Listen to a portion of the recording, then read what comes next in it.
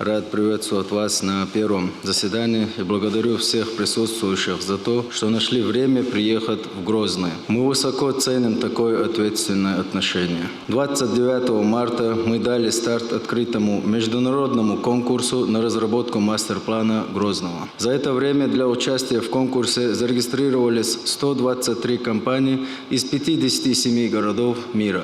Мы хотим, чтобы наш город стал максимально удобным для жизни, работы, учебы и воспитания детей. Важно, чтобы были созданы условия, которые способствуют развитию предпринимательства, привлечению иностранных инвестиций и увеличению благосостояния людей. Уверен, что совместный опыт и знания помогут нам достичь максимальных результатов. Свидетельством высокого приоритета этой задачи является тот факт, что председателем жюри конкурса выступает глава Чеченской Республики, Герой России Рамзан Ахматович Кадыров, достойно следующий созидательному курсу первого президента Чеченской Республики, Герой России Ахмата Хаджи Кадырова.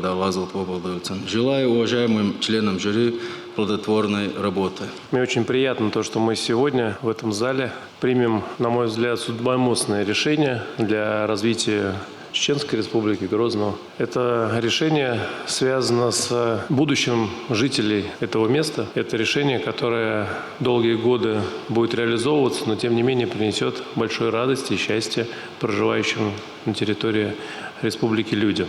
И те первые шаги, которые мы уже сделали в этом направлении, именно в организации конкурса на разработку мастер-плана, дают уже нам возможность предположить, что та работа, которую мы получим в сентябре месяце в виде результата, она будет сделана на очень высоком уровне, потому что активность и компании, которые заявились на конкурс, дают о себе знать. Могу сказать, что в области архитектуры и градостроительства за последние десятилетия я такой активности не видел ни в одном регионе, ни в одном проекте. Безусловно, мы можем четко сказать, что активность профессиональных групп, профессиональных компаний, она связана в первую очередь не с тем, что, наверное, у них сегодня мало работы, а то, что они сегодня имеют возможность поработать в регионе, который любое начинание доводит до конца.